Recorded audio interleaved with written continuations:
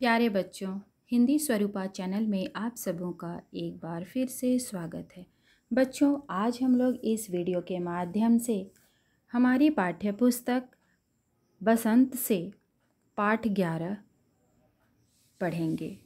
पाठ 11 जिसका नाम है जो देखकर भी नहीं देखते। जो देखकर भी नहीं देखते पाठ की लेखिका है हेलेन केलर। पाठ शुरू करने से पहले हम लोग इस पाठ की लेखिका की जीवनी के बारे में थोड़ी चर्चा कर लेते हैं। हेलेन केलर एक अमेरिकन अविश्वसनीय महिला थी।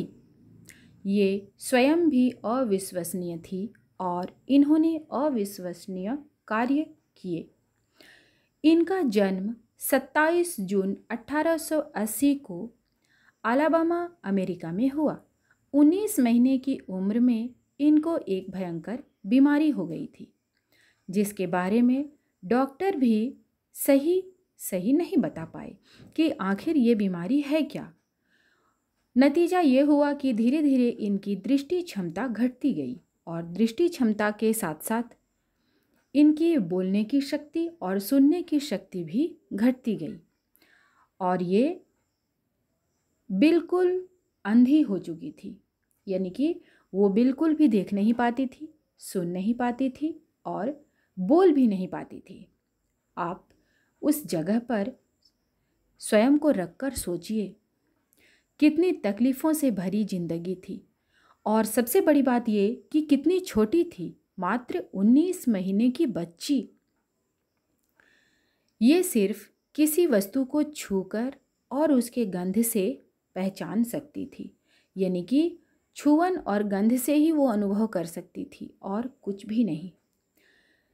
जीवन के शुरुआती समय में माता पिता ने बहुत कोशिश की, शायद कोई जादू हो जाए, शायद कोई दवा ऐसी मिल जाए जिससे कुछ फ़ायदा हो, क्योंकि माता पिता होते ही ऐसे हैं जो सच्चाई को स्वीकार करने में उन्हें बहुत समय लग जाता है। वो इस बात को मानना नहीं चाहते हैं और हर संभव कोशिश करते हैं।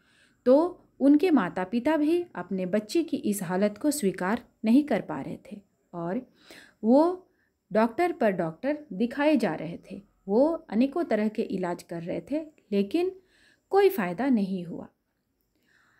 अंत में माता पिता ने स्थिति से समझौता कर लिया। अब उनके माता पिता को सबसे बड़ी चिंता क्या थी कि जो होना था वो तो हो चुका है, लेकिन हेलेन को कुछ सिखाया कैसे जाए, ये कुछ सीख कैसे पाएगी। ये सबसे बड़ा प्रश्न उनके अभिभावक के पास खड़ा हुआ सामने आकर कि आखिरकार हमारी बच्ची किसी भी बात को सीखेगी कैसे।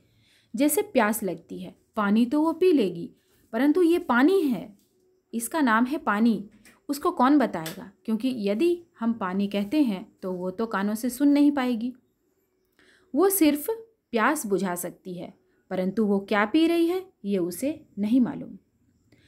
उसके हाथों में कुछ गर्म का अनुभव होता है। मान लीजिए ऐसी बच्ची के हाथ में कुछ गर्म लगाया जाए, उसे तकलीफ होती है, परंतु ये गर्म है, ये गर्म शब्द उसके कानों तक नहीं पहुंच पाती है। मौसम ठंडी है, वो अनुभव कर सकती है ठंड को, लेकिन ये ठंड है, ठंड शब्द उसके कानों तक नहीं पहुंच पाती है। सोचिए कैसा नाजुक समय था। ऐसे वक्त में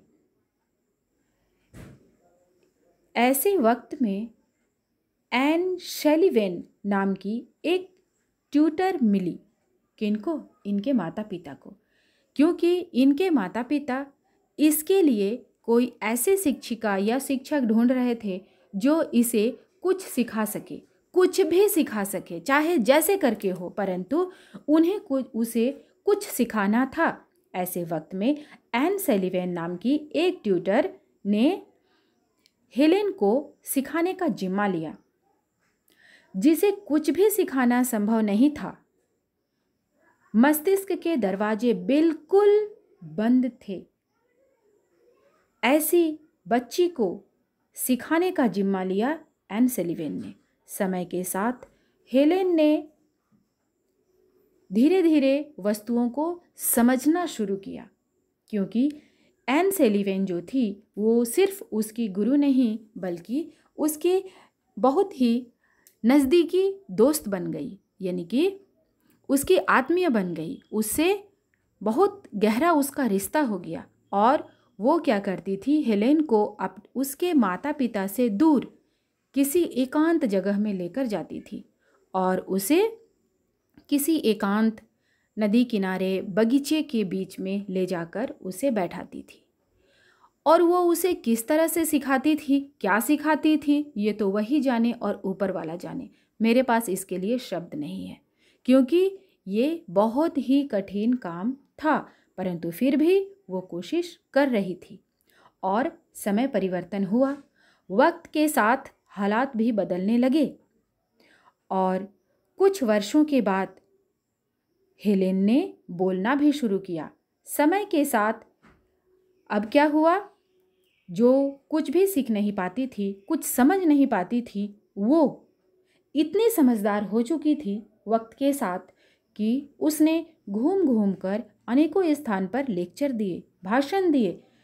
सिर्फ किताबें पढ़ी ही नहीं, वो पढ़ी होगी। आप सोच सकते हो उसने कैसे पढ़ने सीखा होगा, ब्रेल के माध्यम से सीखा था। लेकिन ब्रेल में भी उस वक्त स्नातक की डिग्री के पुस्तक नहीं होते थे। सोच सकते हो कितना कष्टमय और कितना संघर्षपूर्ण जीवन था। हेलेन केलर एक मात्र पहली ऐसी शख्स थी जो बहरी अंधी होने के बावजूद भी ग्रेजुएट थी, यानी कि अंधी बहरी पहली ग्रेजुएट हेलेन केलर। इन्होंने बहुत सारी किताबें सिर्फ पढ़ी ही नहीं थी बल्कि लिखी भी थी। और आज हम लोग उन्हीं की लिखी एक पाठ, जो देखकर भी नहीं देखते, पढ़ेंगे। जो देखकर भी नहीं देखते, हेलेन केलर की लिखी हुई पाठ है। अब हम लोग पाठ की शुरुआत करते हैं। हेलेन कहती है, कभी कभी मैं अपने मित्रों की परीक्षा लेती हूँ यह परखने के लिए कि वह क्या देखते हैं। हाल ही में मेरी एक प्रिय मित्र जंगल की सैर करने के बाद वापस लौटी। मैंने उनसे पूछा, आपने क्या क्या देखा? हेलेन केलर कहती है कि वो मित्रों की परीक्षा लेती है, यानी कि उन्हें परखती है कि तुमने यहाँ क्या देखा। तुम जंगल घूमने गई थी तो वहाँ क्या देखी? परंतु उसकी मित्र कहती है, कुछ खास तो नहीं। परंतु हेलेन को ऐसे जवाब से कोई आश्चर्य नहीं होता था, क्योंकि उसे ऐसे उत्तर अक्सर सुनने को मिलते थे। क्योंकि ये स्वाभाविक चीज़ है कि जिसके पास आंखें होती है वो आंखों की कीमत नहीं समझते हैं और वो देखते ही नहीं हैं। साधारण सी बात है, आज हम लोग के साथ भी ऐसा ही हो रहा है। आप लोग सोचो, आप किसी बगीचे में बैठे हो, रंग बिरंगी तितलियां उड़ रही है, ठीक है, रंग बिरंगे फूल खिले हैं, भौरों के गूंजने की आवाज़ आ रही है, लेकिन आपको कुछ दिखाई नहीं पड़ रहा है। क्यों दिखाई नहीं पड़ रहा है? क्योंकि आप मोबाइल में गेम खेल रहे हो। तो प्रकृति की जो सुंदरता है उसका हम लोग अनुभव नहीं करते हैं, जबकि प्रकृति ने हमें दो सुंदर आंखें दी है अनुभव करने के लिए, जानने के लिए, सीखने के लिए, परंतु हम नहीं करते। और यही आंखें यदि हमारे पास नहीं होती तो हम देखना चाहते। यही नियम है।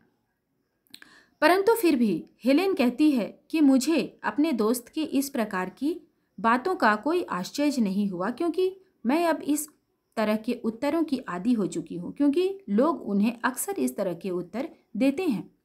उनका विश्वास है, किनका? हेलेन का विश्वास है कि जिन लोगों की आंखें होती है वे बहुत कम देखते हैं। क्योंकि जैसा मैंने अभी आपको बताया, आप बस में जा रहे हो, ठीक है, आप बस के खिड़की साइड में बैठे हो, बहुत सुंदर सुंदर दृश्य आपको नज़र आ सकते हैं, पहाड़ है, पर्वत है, खेत है, खलिहान है, मगर आप देखोगे नहीं। तो यही है नियम कि हम लोग आँख है तो नहीं देखते हैं, और यदि आँख नहीं होती तो देखना चाहते। क्या यह संभव है कि भला कोई जंगल में घंटा भर घूमे और कोई भी विशेष चीज़ न देखे? मुझे, जिसे कुछ भी दिखाई नहीं देता, सैकड़ों रोचक चीज़ें मिलती है जिन्हें मैं छूकर पहचान लेती हूँ। यानी कि वो बहुत सारी चीज़ें छूकर पहचानती है। भोजपत्र के पेड़ की चिकनी छाल और चीड़ की खुरदरी छाल को स्पर्श से पहचानती है। बसंत ऋतु के दौरान टहनियों में नई नई कलियां खोजती है, क्योंकि टहनियों को छूकर उन्हें अनुभव होता है कि ये कलियां अच्छी से खिली नहीं है, यानी कि ये खिली हुई फूल नहीं है, नई कली है। पंखुड़ियों की मखमली सतह को छूकर आनंद का अनुभव होता है और उनकी घुमावदार जो बनावट होती है उसे भी महसूस किया जा सकता है। परंतु जिनकी आंखें हैं उनके पास समय नहीं है देखने के लिए, यानी कि वो इस चीज़ का आनंद नहीं ले सकते हैं। इस दौरान मुझे प्रकृति के जादू का कुछ एहसास होता है। कभी जब मैं खुशनसीब होती हूँ तो टहनी पर हाथ रखते ही किसी चिड़िया के मधुर स्वर कानों में गूंजने लगते हैं। अपनी उंगलियों के बीच झरने के पानी को बहते हुए महसूस कर मैं आनंदित हो उठती हूँ, क्योंकि वो तो देख नहीं सकती है, तो वो प्रकृति के जादू का एहसास करती है कि इतना सुंदर फूल प्रकृति ने बनाए कैसे हैं, कैसा घुमावदार पंखुड़ी है। आप एक गुलाब के फूल को लेकर गौर से देखना, बहुत कुछ प्रश्न उठेंगे। ये रंग प्रकृति ने बनाए हैं और इतनी मुलायम पंखुड़ी प्रकृति ने बनाए हैं, ये उनका जादू ही तो है। कभी जब मैं खुशनसीब होती हूँ, यानी कि जब उसे ऐसा लगता है कि प्रकृति का जादू गजब का है, वो टहनी पर हाथ रखते ही किसी चिड़िया की मधुर स्वर कानों में गूंजने लगती है। पेड़ों की टहनी को हाथ से छूकर देखती है।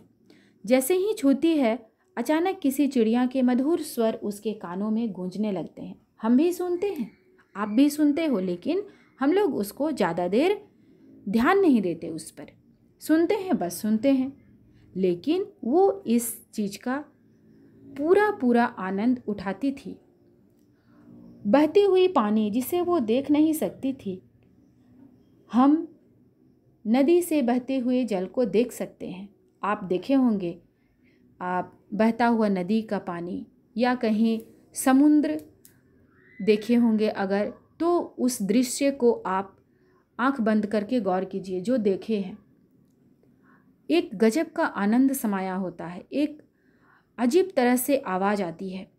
लेकिन यदि हम सुनना चाहें तो, वरना इसका कोई कीमत नहीं है। जिस पानी को हम देख सकते हैं, हेलेन नहीं देख सकती थी। वो क्या करती थी, उंगलियों को वो झरने के बहते हुए पानी में उंगलियों को वो टच करती थी अपना, और उसे महसूस करती थी कि पानी बह रही है, और इसी में उसे आनंद होता था। आगे वो कहती है, मुझे चीड़ की फैली पत्तियां या घास का मैदान किसी भी महंगे कालीन से अधिक प्रिय है। कालीन बिछाते हैं घर में, क्यों? मुलायम होता है, आराम लगता है, लेकिन घास से भरे हुए मैदान, चीड़ की फैली पत्तियां या घास का मैदान उससे भी अधिक प्रिय होता है यदि गौर से देखा जाए तो। घास साफ सुथरी, स्वच्छ, हरी हरी दूब घास के मैदान में अगर आप कभी बैठे हो आराम से, एक गजब का आनंद आता है। बदलते हुए मौसम का समा मेरे जीवन में एक नया रंग और खुशियाँ भर जाता है। मौसम, बदलता हुआ मौसम, ये भी जीवन में नया रंग उड़ेल जाता है।